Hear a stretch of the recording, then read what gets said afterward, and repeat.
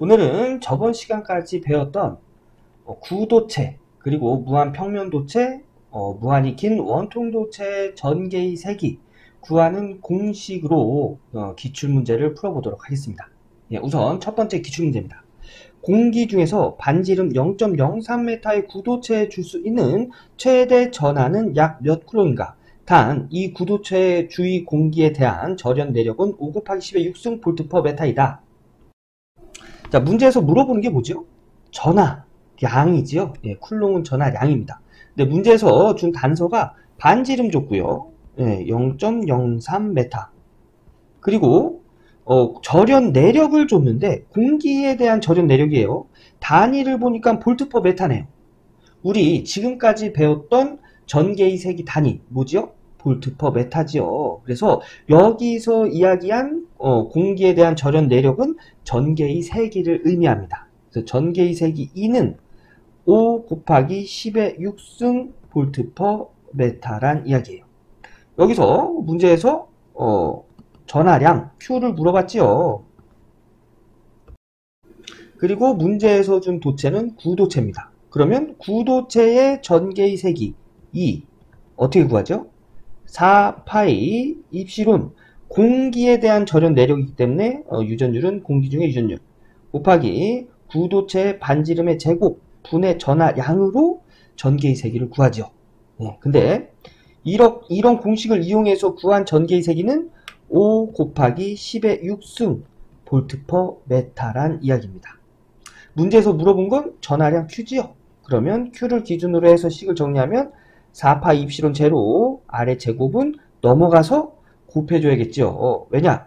4파 입실온 제로 아래 제곱은 Q에 나눠진 형태이기 때문에 넘어가면 곱해줘야 되는 겁니다. 그래서 5 곱하기 10의 6승 곱하기 4파이 공기 중에 유전율 곱하기 아래 제곱 이렇게 식을 정리할 수 있고요.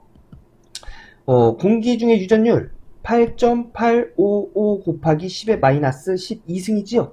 네. 그리고 여기서의 R, 구도체의 반지름입니다. 네, 0.03m 줬어요. 그래서 얘네들을 적용해서 식을 정리해보면 5 곱하기 10의 6승 곱하기 4파이 곱하기 공기 중에 유전율 8.855 곱하기 10의 마이너스 12승 곱하기 구도체의 반지름 0.03의 제곱을 공학용 계산기에다 놓고 계산을 해보면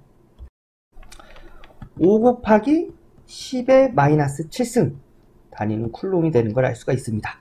네, 그러면 답은 1번이 되겠죠? 이 문제를 해결하기 위해서는 두 가지 사전 지식을 알고 있어야죠. 우리가 저번에 배웠던 구도체 전개의 세기 공식 그리고 전개의 세기의 단위는 볼트 퍼 메타를 사용한다는 거. 네, 이거 중요한 내용이니까 꼭 암기해 주시고요. 공기 중의 유전율의 크기. 네, 요거는 기본적으로 암기하고 있어야 되는 내용이죠. 그래서 이 두 가지 내용을 알고 있어야 해결할 수 있는 문제가 되겠습니다. 자, 다음 문제 또 풀어볼게요. 무한히 넓은 도체 평면판의 면 밀도, 시그마라고 있습니다. 쿨롬 퍼 메타 제곱. 면 밀도는 면전하 밀도를 의미하겠죠. 면 밀도의 전하가 분포되어 있는 경우 전력선은 면의 수직으로 나와 평행하게 발산한다. 이 평면의 전개의 세기는 몇 볼트 퍼 메타인가? 자, 전개의 세기를 물어봤습니다. 어떤 도체요? 무한히 넓은 평면판, 평면 도체가 되겠죠. 자, 이 내용은 뭐냐면 무한히 넓은 이 평면판에서 전하가 이렇게 수직으로 발산이 된답니다. 그런데 이게 무한히 넓은 평면판에서는 한쪽으로만 전하가 나올까요? 네, 이렇게 양쪽으로 전하가 나온다고 했죠. 그래서 이때 전개의 세기 2는 전개의 세기 구하는 기본 공식은 유전율 곱하기 전하, 전기력선이 발산되는 면적 분의 전하량이 된다고 했죠. 그런데 이때 전하량은 무한히 넓은 평판이기 때문에 전하량도 무한대가 되겠죠. 그래서 이렇게 하면 전개의 세기는 무한대가 되기 때문에 이렇게 계산하지 않는다고 했어요. 이 무한히 넓은 평판을 이렇게 1m, 1m 단위 길이로 나눈 후에 이 안에 있는 전하량을 면전하 밀도라고 했습니다. 그래서 면전하 밀도에다가 여기 1m, 1m 이 면의 전하의 밀도에다가 전체 면적 S를 곱해주면 전체의 전하량이 나온다고 했죠. 그래서 이때 전하량은 면전하 밀도 곱하기 면적으로 계산된다고 했습니다. 그리고 유전율 곱하기 여기의 면적은 전기력선이 존재하는 면적, 즉 전기력선이 발산되는 면적이에요. 근데 이 무한평판은 전기력선이 위로도 발산되고 아래로도 발산됩니다. 즉 위의 면적 S, 그 다음에 요 아래 면적 S, 즉 요 면적의 2배의 크기에서 전기력선이 발산이 되는 거죠. 그래서 이때 면적은 ES를 적용해 주면 이때 전개의 세기는 이 유전율 곱하기 면적 분의 면전하 밀도 곱하기 면적이 되겠죠.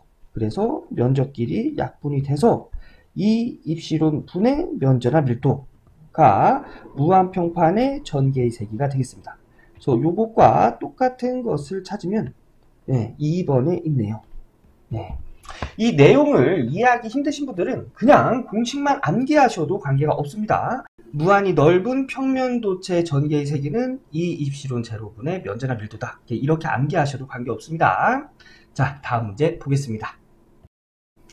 무한히 넓은 두 장의 평면판 도체를 간격 D메타로 평행하게 배치하고 각각의 평면판에 면전하 밀도 플러스 마이너스 시그마 쿨럼 퍼 메타 제곱으로 분포되어 있는 경우 전기력선은 면의 수직으로 나와 평행하게 발산한다.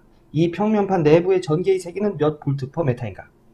자, 이렇게 무한히 넓은 평면판 두 개가 있습니다. 그리고 여기는 플러스 면전하 밀도, 여기는 마이너스 면전하 밀도가 있대요. 이때 그러면 전기력선은 어떻게 발산을 할까요?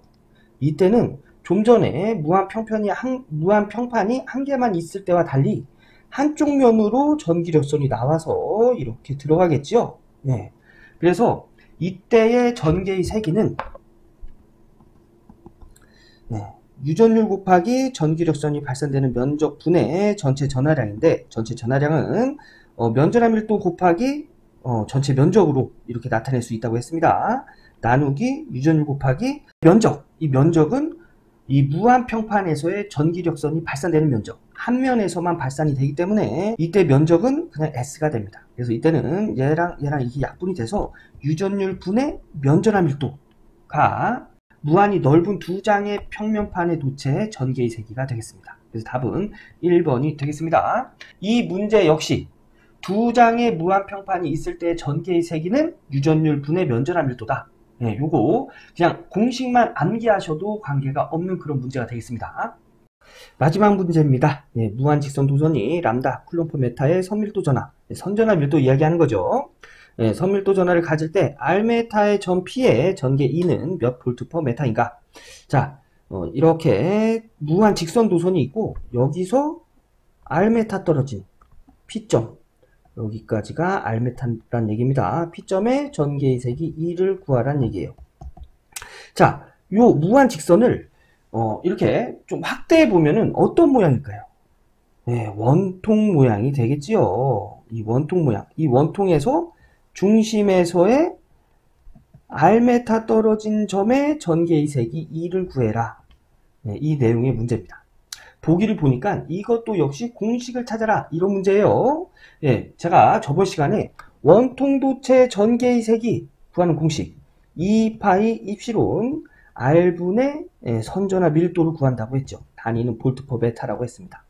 이 공식이 어떻게 나왔는지까지 설명을 드렸어요. 이게 궁금하신 분은 그 전 영상을 봐주시면 되겠습니다. 그래서 요거와 똑같은 것을 찾으면 4번에 있습니다.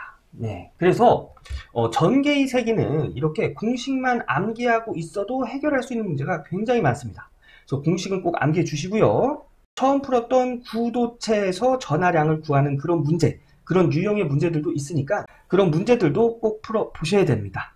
오늘 영상은 여기까지 하고요. 저는 또 다음 영상에 더욱 유익한 내용으로 인사드리겠습니다. 전기기사, 전기산업기사 취득의 지름길 전치목 기억해 주세요. 감사합니다.